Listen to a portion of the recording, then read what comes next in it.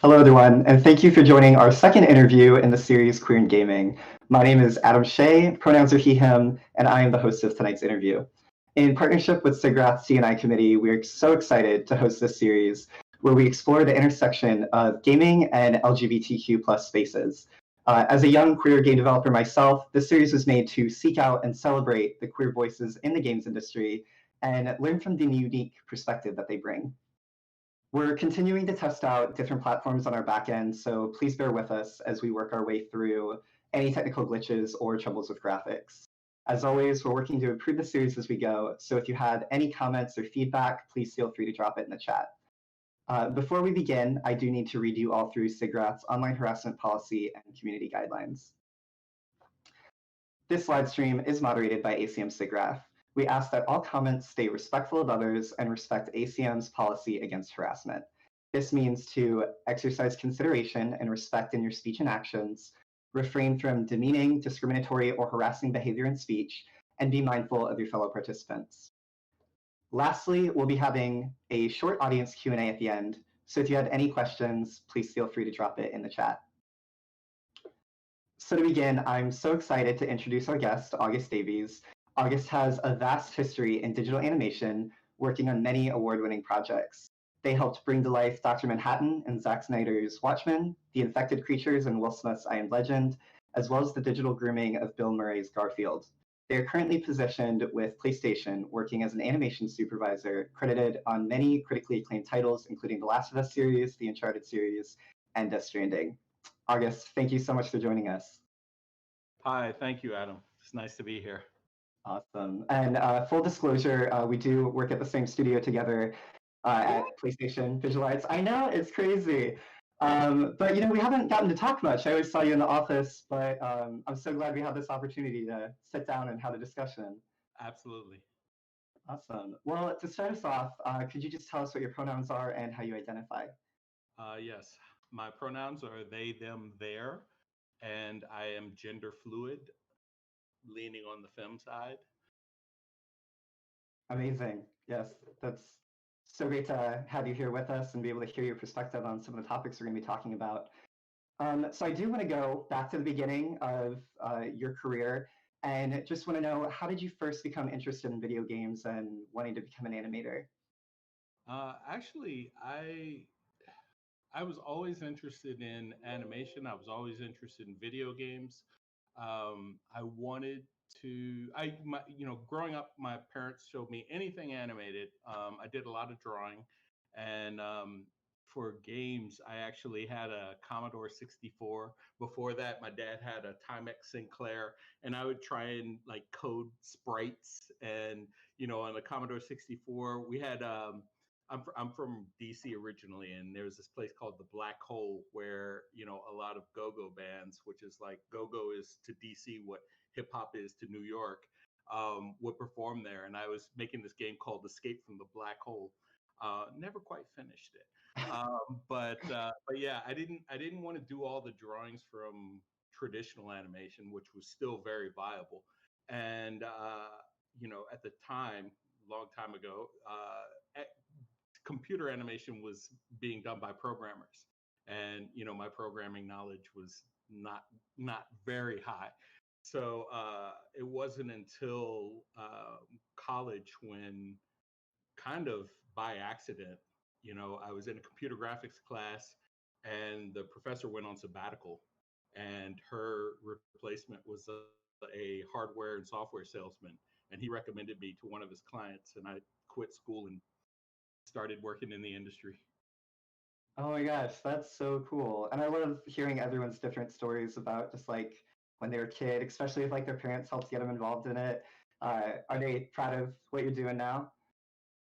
Well, it's funny. My parents basically were like, we don't care what you do as long as you do something with your life, and they were always supportive of me, in every aspect of my life. Growing up, I didn't really know what I was, because I had never heard of non-binary people, and I knew I was different, but I didn't have anything to model myself after. My mom thought I was gay, and she was like, whatever you are, I support you. I love you. I'll always love you. And you know, with the I already forgotten the question. I was rambling. That's totally fine. It's a lovely story. But I mean, going off of that, we'll definitely talk more about it later. But that, like not knowing until you like get to see it somewhere else is just like how important that is to everybody.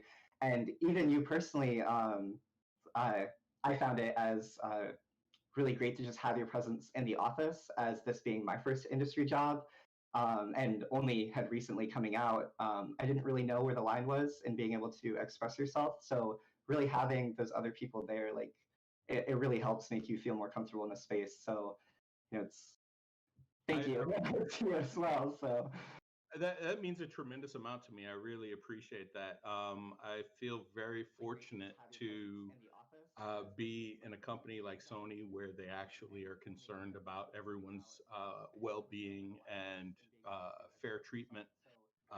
And then just with the people I work with, the people we work with, people have been so supportive, and I've been really comfortable being myself. And so I'm really happy to hear that that is helpful for you and other people in our family. yes, no, it's amazing. And I mean, same exact reason why we have this series. We really want to show off these voices that are already in our industry. So I do want to take it back to, we will be hitting on some more of these points later, but just exploring a bit more of your career. You do have an extensive history. I've been going through your LinkedIn, and you started out as an artist in games, slowly evolving more to animation roles in both games and film, to now your current role at Sony. We can't go through all of it. That's don't have enough time. But were there any key moments that led you in the direction that you were headed? Uh, there were a few, honestly. Starting out, it was getting that opportunity out of school. That was a huge deal. I mean, the funny thing was that, the teacher of the class actually encouraged everybody to apply for this job, and nobody, including me, applied. And he actually called me at home and was like, "I really think you should apply for this job." So I did, and I was like, "Oh, this is awesome." But I spent the majority of my career wanting to be in the trenches and avoiding climbing uh, the ladder. But like I worked at LucasArts for a while, and they had a Dia de los Muertos or Dia de Muertos. I still don't know which one's the right one. My Spanish-speaking friends say both, but um, you know they made teams, and I was in charge of a team called Los Muertos. And I got everybody to dress like in fancy clothes, and we did the activities. And the person who ran the studio at the time was like, "Yeah, we wanted to see how you would do in a leadership role." And so, like at the time, I still didn't want to be in a leadership role, but I was like, I always remember that as like, oh, that's, I feel like I can do this. And then a friend of mine who I met working at one of my jobs, we started a studio, and we didn't want to run the studio. We just wanted to be in charge of making pretty pictures. And that kind of like we survived for 3 years, but it was tumultuous. The person who was running the studio, we had differences, and things got ugly, and eventually we shut down because we didn't want to. There was like a legal case, and it was craziness. But the funny thing is, for myself and everybody who was there, the things that we had to do to survive, made us so uh, they prepared us for like challenges at other jobs, Mm. and dealing with things where people are like, we're like, yeah, this is Tuesday. So that was a huge thing. Beyond that, I worked on Matrix Revolutions with Lyndon Barwa. and he was the animation supervisor. I worked under him, and I saw that he was able to command a tremendous amount of respect and get a lot of work done, and he was cool. Everybody loves Lyndon, and I was like, oh, you don't have to be a jerk to be a manager. Mm. I can be a jerk all on my own. It doesn't have to be the manager part. But that was huge for me. And also, finally, I know it's a long answer, but yeah, I mean, I've had so many good role models. Um, you know, Kim McDonald, who supervised half of The Last of Us 2. We had an overlap. I worked under him for Watchmen, and it was a really tough situation, and I always admired how he handled it. A guy named Marco Marangi, he gave me my first big break on I Am Legend. He liked the way I worked, and he just kept throwing me bigger and bigger challenges. And then finally, I ended up being one of the 4 leads on the project. But yeah, just having all these. When I worked on Iron Man 2, Eamon Butler, uh, I just I was scared to death because it was my first animation supervisor gig on a feature film. It was Double Negative's first film with Marvel. It was my first time working with Double Negative, but I had a good rapport with Eamon, and I let him know everything that was going on. And when things kind of like were really tough, he really believed in me and supported me, and that was huge. So just all these great role models and people who invested in me. That's amazing to always be able to have that support structure there. And I think it's a good takeaway at any level to kind of like be a mentor to everybody coming up behind you as well, just like giving them the opportunities to just try to prove themselves further. So that's really awesome that you had that as well. Yes, absolutely. So looking at your current role, animation supervisor, could you just tell us a bit more about like what it entails and how it plays out in the creative development process? Sure. It's interesting. If I'm fortunate enough to start at the very beginning, I get to help develop our workflow, our pipeline, how we do things. Typically I will have an animator who is tasked with doing the majority of the animation work. I may or may not do some of the work so that I have a good understanding of the actual process, and we develop how things are going to go. And it's very much an each one teach one situation where we get a good communication flow and understanding of how to do things, and then that person leads other people, they get a good understanding, and so on throughout. But I'm like a liaison between the creative, in our case, usually it's a client, and the team. So, it's my job to make sure I have a full understanding of what it is that they're trying to express and how they want to express it, and convey that to our team, and then make sure that our team is hitting all those necessary uh, characteristics and qualities, and then determining what we show back to the client and when. That's it, more or less. I'm kind of the target. I tell people, it's a team effort, and I'm not your boss. We're all working together. I'm just the person who gets in trouble if we mess up.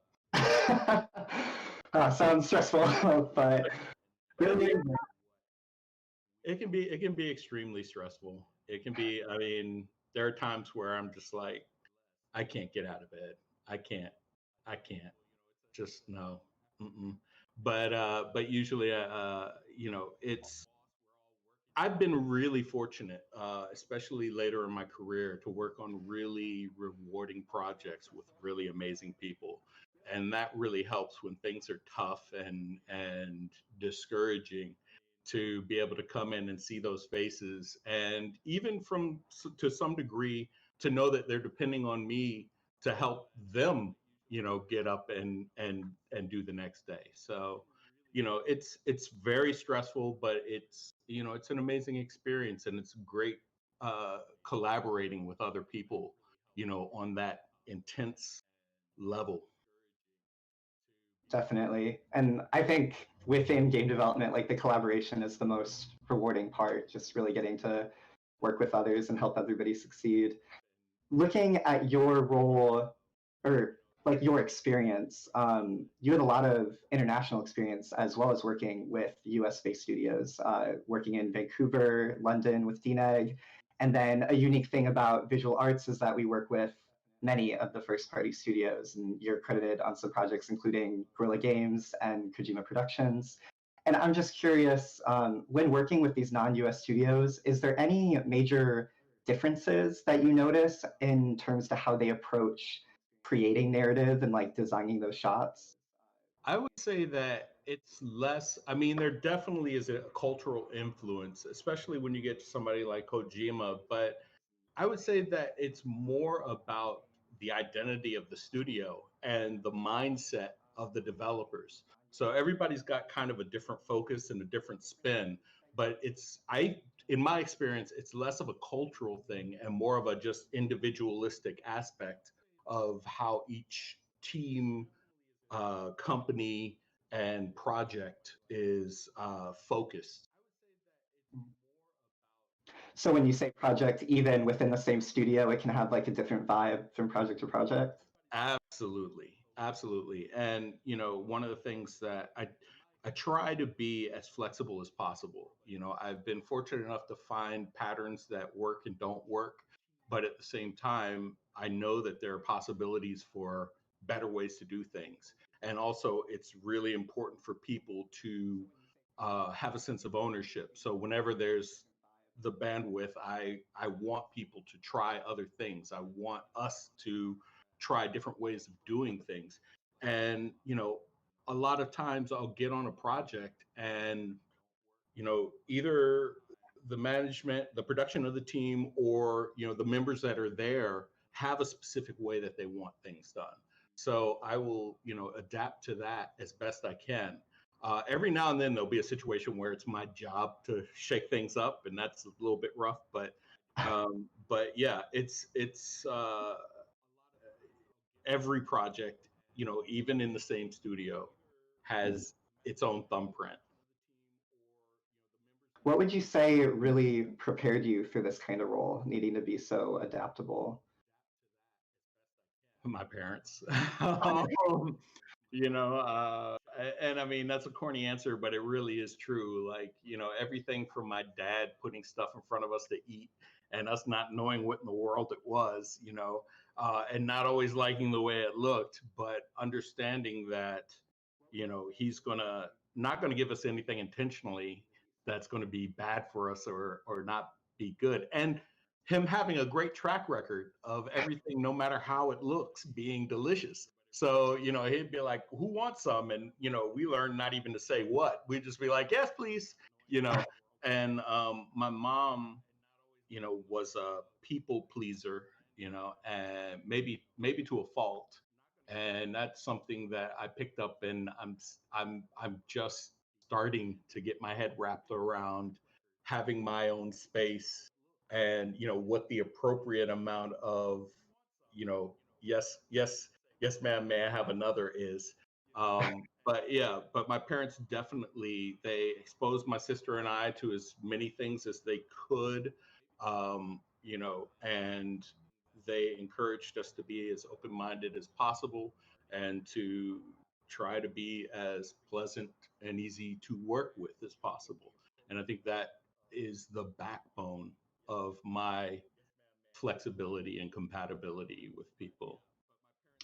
That's such an amazing story, and I think such a great through lines, like how you just talked about, like the ability to build trust, like then to your team and working with others. Like that's just really an incredible comparison. How that brings over. I love that. Thank you. So I want to move over to talking about some of your more recent titles. Last of Us 2 came out last year, received quite a bit of attention for its inclusion of a wide variety of different characters. Not only did we have a lesbian relationship at the forefront with Ellie Dina, Dina is also seen dating both men and women. And then very significantly, we have Lev, a trans man, and also notably played by a trans actor, which is not always the case, unfortunately. This isn't the first time that games have had a trans character in them, but I did think it was unique in that it had such a spotlight in the mainstream audience. So my question for you is, do you really see this as a pivotal title, or have we just been consistently moving in this direction? I think we've been consistently moving in this direction, especially Naughty Dog. You know, if you look back at, The Last of Us, and how they dealt with Ellie, just the fact that, and Bill, you know, Bill, Mhm. Bill in The Last of Us. I think that uh, it's been slow coming, but it has been brewing. And I think, little things here and there have been contributing. But I think ultimately, like you were talking about Lev being played by a trans person, I think, us getting behind the, let's say camera, but behind the development systems is, helping tremendously, also, even just broader pop culture, how the general public is getting more exposure to trans people, how, LGBT to a larger degree has become destigmatized. Um, you know, there's plenty of room for improvement, and there are plenty of people who are not on board at all. But it's definitely not the same as even 20 years ago, and I think that's been a slow progression in and out of games. Do you see it as feeding off of each other between games and other media, or is one really pushing ahead? I would say that it's definitely feeding off of each other. To me, it feels like you're getting more significance in like television. In recent years, television has really developed considerably because you get kind of film budgets and film mentality with a series, a period of time where you can develop characters, develop story arcs. So it's like a bigger playground for people who have the best tools and toys. And even with games, you're getting, more involved cinematics. You're getting better performances and better story development. So, I think that as far as the representation for us, I think that it's been a bit more at the forefront in television, but there's definitely significant growth in games. Amazing. And, like a big difference too that games can bring at least a bit more of that interactivity. I think, especially like as queer players, that really brings even more in terms of like, empathy, I guess. Yes, absolutely. One of Um, the things that's really funny, sorry, again, like I didn't figure myself out until fairly recent years. Um, I used to always play video games as female characters, and I couldn't quite figure it out. I mean, I always thought women like are the coolest, and I I hated the fact that a lot of times, the men would have the more powerful characters, but I still was like, I like Chun-Li. But yeah, sorry. no, I love that. I mean, that is such a great thing about like the choose your own character, create a character where you just have that freedom of expression with like so much less judgment or just like the space to play definition of games. But Yeah, and that's an interesting thing because like I never got a lot of pushback. mhm. There were a lot of things throughout my life where my interest and focus on all things, many things feminine, all things feminine, immediately was something that, either I was uncomfortable owning or that I was comfortable owning and people were uncomfortable with me owning it. Whereas in games, you know, nobody would like really like, they might say like, oh, that character sucks. But like, I don't remember anybody going like, why are you playing a female character? Mm. So that was an amazing thing now that I think about it. Thanks, Adam. That's what we're here for. Gosh. But speaking also to, you know, you're really talking about how Naughty Dog has been taking strides. Another game that sticks out to me is Lost Legacy, the Uncharted series, where instead of focusing on Nathan Drake, we have two very strong and complex women of color. And to that question, just like the idea of intersectionality, do you see that as having even more unique challenges when it comes to representing them in games?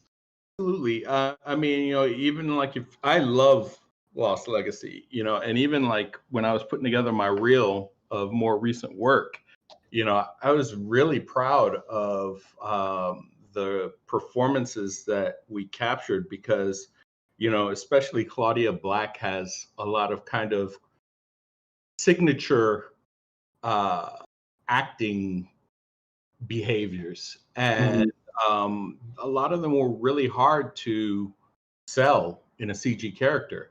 And you know, I think we didn't always get it 100%, but we did get the essence of it most of the time. But I think, like, you know, when you look at that game, you know, you've got a white woman and a Jewish woman, you know, playing a Black South African and an Indian, half Indian woman, respectively. And so, you know, it's awesome, you know, how well they were written and how steeped in Indian culture the game is. But at the same time, you know, it's really difficult with this mentality that you have to have known names, and that, you know, there's this underlying belief that only certain people are good enough to play roles.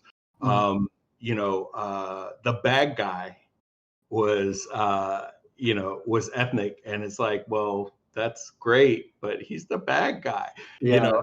And I mean, Shaun of Sky was, you know, a big proponent in making this game, and he's from Trinidad and Tobago, and so he had a lot of insight into that.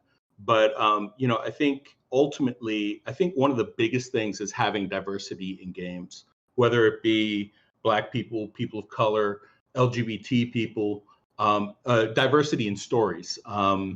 You know, it's not so much that, you know, this person can't be a thief, or this person can't be, you know, a prostitute. It's, you know, first of all, I think sex work is noble. You know, I think that's good stuff. But ultimately, the thing is that it shouldn't be always, you know, one race, or always one story type for a race, you know, or always one kind of gay character or lesbian character or transgender character, you know. Yeah, no, that's an interesting point, that they kind of are always towing the line, and that, like, are you playing into a trope, or is it just like they just happen to be like, you know, like of a certain representation? So it's definitely something that we still struggle with, or we're still playing with as we create. But I definitely think it's open to criticism, you know, of course, as all media is. Which brings me back to the character of Lev in Last of Us 2. They received quite a bit of criticism for, as the only trans character, kind of falling into the trope that, oh, just the queer trans people always carry all the trauma, or they're a vehicle of trauma. And in comparison, we have Tell Me Why, which also came out in 2020, which featured also a trans male, and they were extremely focused on positive representation, but that also received criticism in that they were like, it's so positive that this character is not allowed to have flaws, which in itself is like kind of an issue. Do you see all of these criticisms as healthy? And is there ever a place where we can get representation, like, quote unquote, right? I think I think that's a tricky can of worms. The thing about it is, like, ultimately, I think criticism, is important, period. It's, everybody's not going to be happy. Ideally, it's constructive criticism. Ideally, it's unbiased criticism. But the reality is that's not the case. And, despite the fact that not everybody has an astute observation about what is or isn't right about a game, there's still something that you can get out of the criticisms.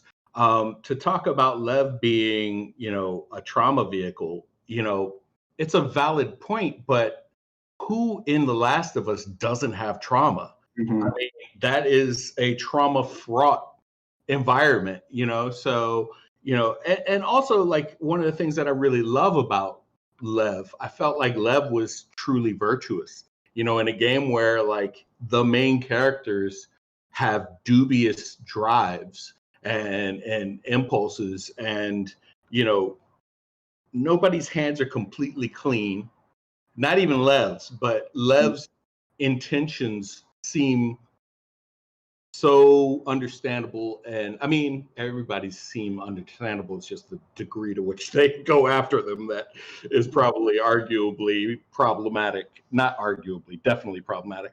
But anyway, the point I'm getting at is that, I felt like Lev was a positive character, especially compared to the other characters in the story. But it comes back to, like, what I was talking about, the diversity of stories. It's fine to have a sick, candy, sweet, everything's positive character, and I represent trans trauma character, as long as there's, a wealth of stories in between where it's not that. And even when it comes to the trauma, yeah, you don't want to go through a trope, but at the same time, because of the lens that trans people are seen through, there's still a lot of room to truly humanize and grow empathy for the plight of trans people. It's not just about whether or not you're getting clocked. It's not just about whether or not you can come out and be accepted. It's the dynamics of all those things. And each person's journey is different. As long as you are addressing these things in an earnest way, and actually getting to the heart of your character and the heart of the matter, I think that that's fine. Yes, it would be nice to get away from the tropes for a while, but the fact that it's a trope in and of itself, I don't think is particularly an issue, especially in the situation of Lev. So yeah, but also, like I was saying earlier, a lot of it has to do with who's behind the dev system, who's writing, who's starring, because even just the nuances that somebody brings to the character being, having their own story that is in some way similar to the character. And also just the way that we as a community, as the populace, ingest these things. You get these focuses of non-trans people being lauded for playing trans people so well, and it kind of takes away from the significance of the trans people that they're representing. Moreover, it takes us a step back from being humanized. It's like, oh, you played that difficult thing,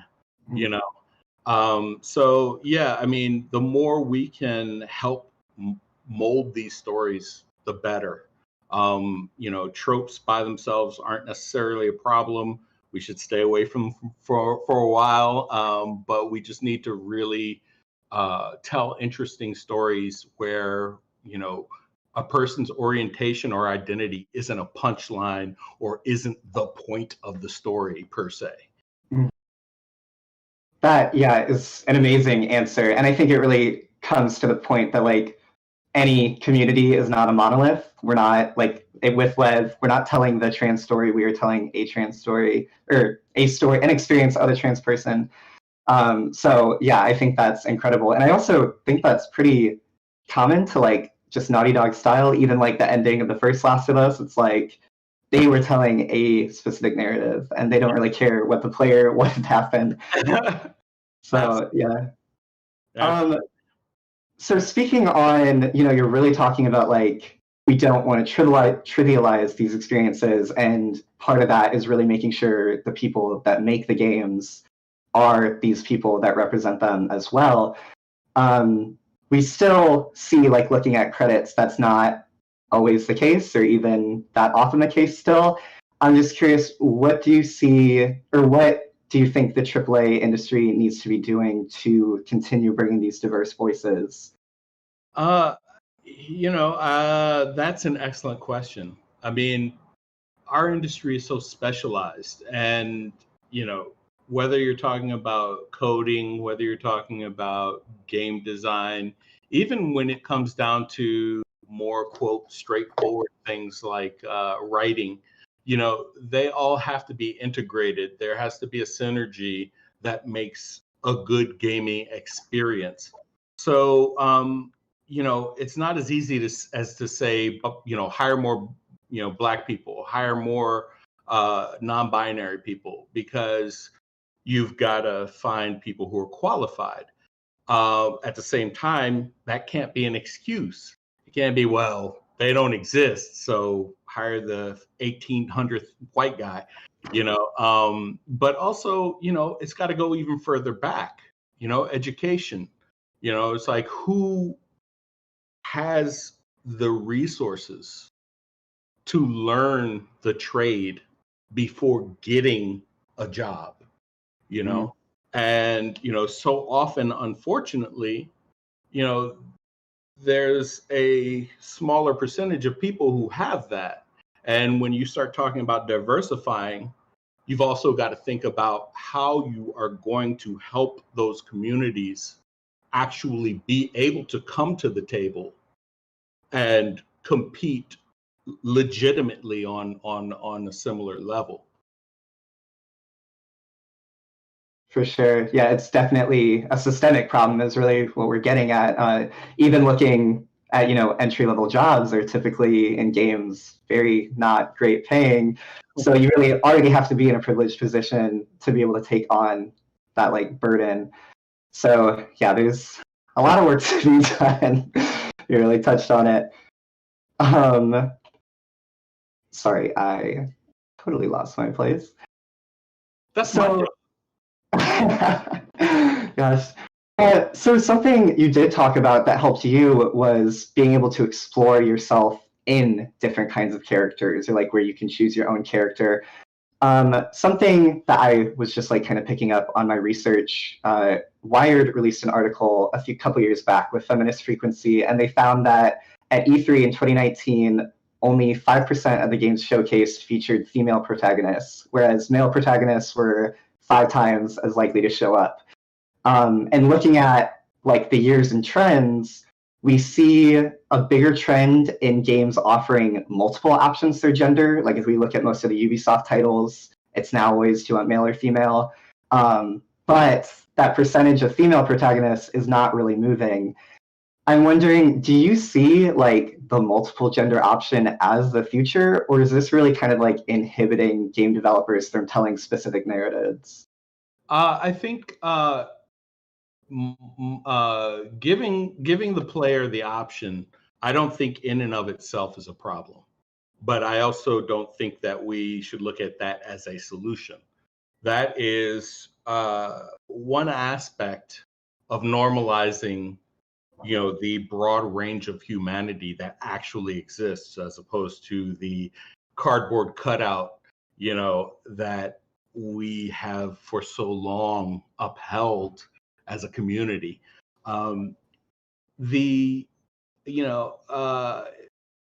was surprised to hear those Wired statistics, but it's because I focus on the female lead. Yeah. But it's funny because on one hand I'm like, what? and on the other hand, I'm like, of course, but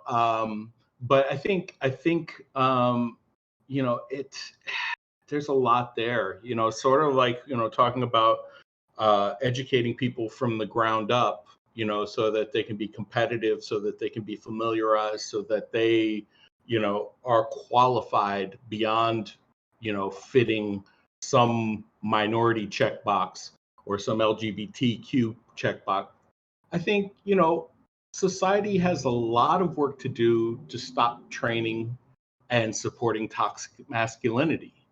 I mean, there's this catch-22 of, we make guy games because that's what sells. And then the reverse of that is guy games sell because we all, to some degree, support this world of men doing terrible things, and it being excusable because they run things, and, when I say we all contribute to it, I don't mean that everybody's for it. I don't mean that everybody actively supports it. But, I mean, certainly there are people who are doing work to dismantle the patriarchy. I don't want people coming after me. But, as a society, we need to uphold women. We need to treat women as people. We need to treat women as equal. I like to think superior, but, I won't argue with it. well, I mean, ultimately, the right thing is to treat somebody superior who is behaving in a superior manner. And when I say that, I don't mean being aloof and arrogant, but, I really wish that everything was a meritocracy. And more than anything, just women getting their due for what they do, and, trans people, it's part of the problem with being trans is that, there's this societal notion that somehow women are less than men. So if you are, a man, born a man, but you are a woman, then somehow society says you've given up the keys to the kingdom. If you're a woman, born a woman, and you're truly a man, then society, wants to try and belittle you and say that, you don't have the keys, stop pretending, and we need to, like, if we truly weren't sexist, we wouldn't be evaluating these things based on our sexual bias. Yeah, bias is like the key word, because even though, like you said, we may not all be actively playing into that patriarchy, even just doing nothing, it's still, like playing into it. Like we really, no matter where you stand, like you need to be active in your allyship to the others. I'm still going to get in trouble for saying that. I really don't mean to diminish anybody's efforts. Oh yeah, no, of course, for sure. But even looking at, I feel like, just some of the smaller ways that, like, when games do something right, to make sure we are supporting them and, bringing it up to show that, like, doing the right thing, we should be getting them the credit that it deserves. And then same with, like, even in the workplace, make sure you're really speaking up for the others to make sure we need to be actively fighting against, these misogyny issues and things, especially, in the games industry. Absolutely. So, no, I think you've made some great points. And like you said at the beginning, like that statistic was kind of surprising because, like, you focus on the games that, like, feature those characters, and I kind of feel the same way too. That, like, all the games we're talking about, like, look at these cool representative characters, and to get a platform, are there any games that really had stuck out with you recently that are just like, oh, I really love the representation in this game? Well, whenever anybody asks me about, like, the games I play, I always, like, get a little scared because, although I've been into games forever, I don't have a lot of time to play games. Sure. I haven't played all the games I worked on. And anything that isn't immediate gratification, I probably don't have it in me to actually invest in that. So I tend to like things that are simple, or uh, uh, complex in an elegant, simplified way. So like more than anything, the thing that I've been playing two things recently. Um, Animal Crossing, which, is good and bad. I feel like it helps kids learn responsibility, but at the same time, it's totally so horribly capitalistic and so not environmentally friendly. And Nintendo, you can come after me. I stand by that. But Sky Mhm. from that game company. I played Journey all the way through and was blown away, like, both by the beauty of its simplicity, the impact visually and musically that it had on me, but also the fact that it seamlessly united me with people all over the world, and Mm. in a collaborative, cooperative way. And in a lot of ways, Sky builds on that. And I mean, both these games I play with my daughter. I have a 13-year-old daughter, and it's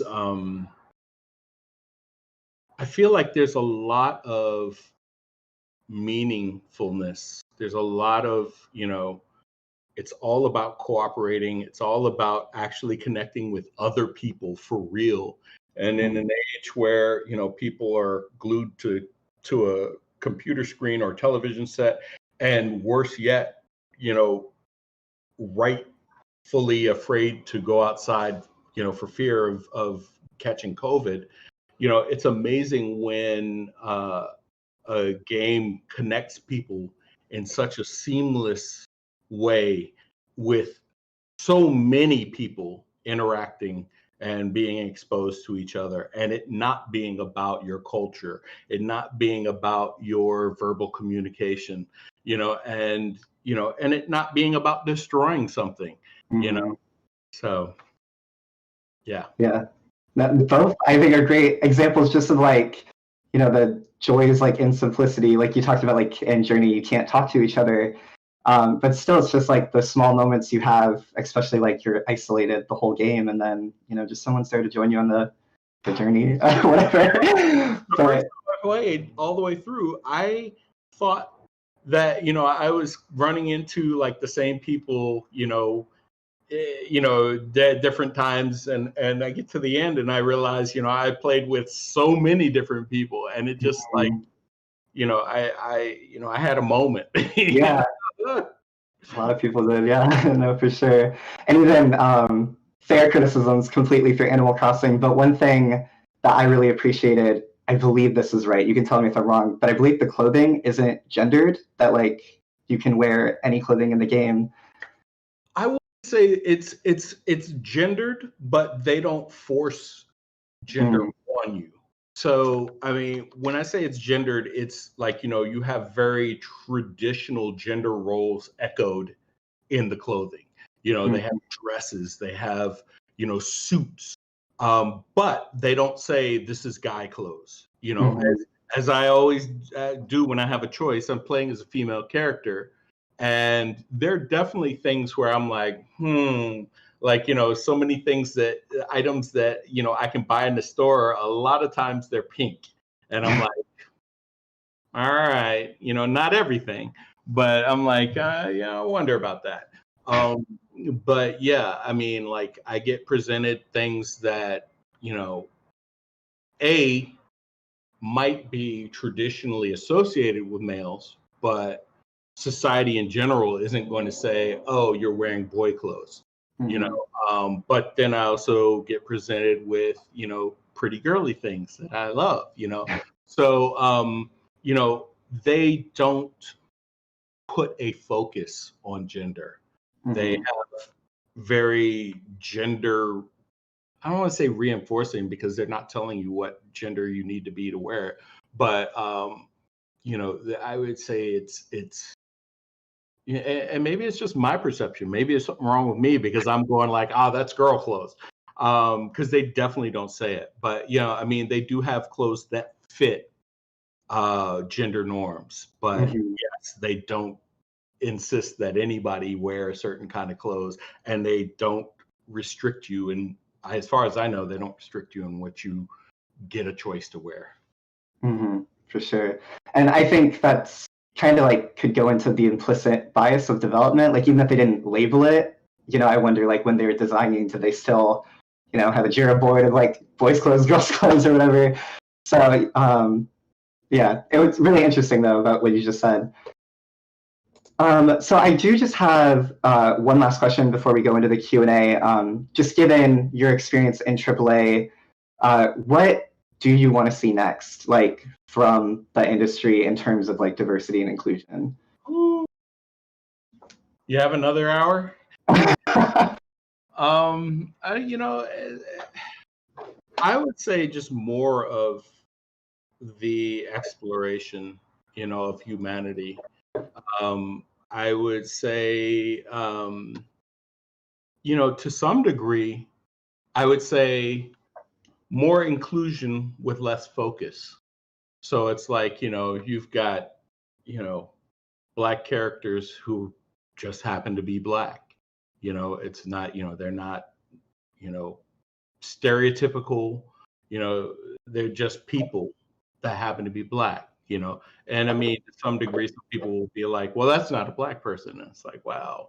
I mean, I grew up in the suburbs, so maybe it's a black person. But LGBT people who, the focus isn't their orientation, you know, even, if there's subtle ways to kind of nail get drive home to people the notion, the understanding that identity isn't orientation, isn't identity. I mean, I say identity, I started with identity, orientation, sexuality, those are all separate things, and they aren't automatically tied together. And everybody's is different, and the way someone presents doesn't automatically tell you how they identify, but how do you do that without making it the focus? I think it's possible. But yeah, just more diversity and characters, less stereotypical characters, um, more unusual stories, especially, when you're, if you're mashing up genres, or if you're telling one genre in a way that typically is, handled for another genre, just originality, exploration, inclusivity. I know I'm answering a question with the word from the question, but yeah, just mindful inclusion of everyone, and a reinforcement that everyone is a human being with rights, the right to be who they are, the right to be, to exist, as long as they're not hurting anybody, as long as they're not, hurting anybody. Yeah, that's all you need. Yeah, that should be the goal, right? That we're all, trying to work towards exactly what you just described, and hopefully we continue to see more of that as we, keep bringing in more representation in our development. But sorry, I'm going to go to the audience Q&A now. If anyone has questions, continue posting it in the chat. Lake Petty had the question: the animation industry is becoming more diverse, but still seems to be dominated predominantly by cisgender men. Do you have any advice for specifically non-binary or genderqueer individuals going into animation? Be badass.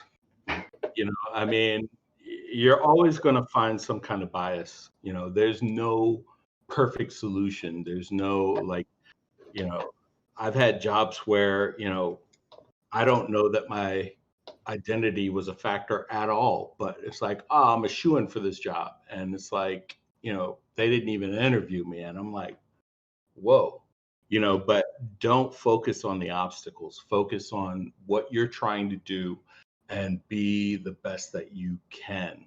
I think whether we be minorities or, whether we be, BIPOC, LGBT, or cisgender, there's a kind of propensity to feel like because you're a part of something big, the whole is greater than the parts, and it's really, you've got to bring your A game. You've got to, be performing at least as well as the person next to you, if not better, and you've got to be what I say, unimpeachable. Somebody gave me a better term than that, but I can't remember it. But beyond reproach, you got to be so good at it that they can't focus on, how you live your life, and who you are, except for the fact that who you are lends into you being an extremely successful, valuable asset. Awesome. Sorry, we have from Nastya. You've worked in so many positions on the pipeline, from storyboards to character animator to now animation supervisor. Is there a favorite part of the pipeline that you enjoyed working in most? Whatever I'm not currently doing. It's always the grass is greener. Oh man, yeah. I was modeling. That's so easy. Oh man, I wish I was rigging. God, I mean, I really like what I'm doing a lot. But I'm never happy just doing one thing, my former boss would say, "Oh, we need somebody on stage to test out this head cam," and I'm like, "Yeah," But yeah, I don't know that I could actually sit and say, this is the thing I like the most. One of the things that I enjoy the most when I'm not working is digital sculpting. I kind of unwind doing that, and I have little growth spurts here and there, and every now and then I beat myself up about what's wrong with my sculpts. But I mean, part of the reason why I have had this much development is because I really try and just enjoy doing it, That is always the artist dilemma, is like, as soon as you go towards a passion, now it's like, okay, well, how can I make this to be the best or whatever? I definitely feel that all the time. Another question from Nastya. You've worked on many hyper-realistic projects, but also a few more stylized. Is there a difference in the approach to animating in those two genres of work? And is there a skill that's more valued in one type than the other? You're going to get me in trouble, Nastya. That is almost a religious debate. To me, I've always maintained that animation is animation. Even when you're animating inanimate objects, there's a story to tell. There is a character to it, and it's all about bringing that idea and that performance to light in a way that's exciting and interesting. And there are details that vary, but to me, it's more of all these aspects are there, and you just focus a bit more on one or the other. One of the things, I'm a huge proponent of using reference. And sometimes people were like, I saw this, this stylized animation and they used reference and it was horrible. They didn't animate, and it's like, well, the problem is they didn't animate. It's not that they used reference. I mean, the 9 Old Men revolutionized animation, and they used reference. It's all about taking what you see and determining what to hold on to, what to plus, and what to leave out, and I think you get that whether you're dealing with reality, realism, or whether you're dealing with, squash and stretch. And even with the most realistic stuff, I mean, I've gotten kind of into fights with riggers and TDs where it's like, hey, if you put like a stretch node, we can avoid having we can more easily avoid having clicks in people's walks. And they're like, wow, but they don't, real life, they don't stretch. And, on one hand, it's like, okay, but this isn't real life. Mm-hmm. But on the other hand, it's like, yeah, they do. The ligaments and the cartilage and all that, those are shock absorbers. And, there is give and take to that. It's just how much of it you're emphasizing. Yeah. Well, thank you for all that explanation. It's definitely helpful to all, the people interested in animation. We are at 7, so I do just want to thank you so much for joining us. It's been absolutely fantastic discussion. Before we let you go, though, is there anything that you want to plug or bring up before we go? Oh, wow. There's too many people to thank. Shout out to my daughter, who's probably not watching because she's got better things to do. Shout out to my partner, Rachel, who's, been starving to let me be noisy in the kitchen. Shout out to my manager, Maya Crown Williams, who, helped organize me being on this and helps keep me organized. And, a huge thanks to the animators who busted their butts to make all these projects so special. The writers, the mocap people, the actors, the management, the producers, everybody. Like, there's so many unsung heroes, and it's so hard to include everybody. But I don't have any projects right now to plug, so I just want to thank people. That's awesome. Well, cool. Thank you again so much for joining us, and you have a good night. Thank you so much for having me. It's been wonderful being here. Awesome. Cool. Have a great day. Bye. Cool. And thank you to everyone that joined us tonight. We actually do have a second interview this March coming this Sunday, the 21st.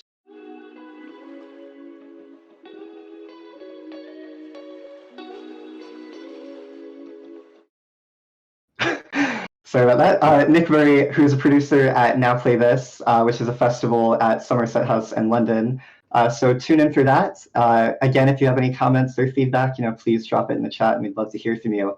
Also, if there's anybody that you think would be a great fit to be on the series, please let us know that as well. So again, thank you all, and have a good evening.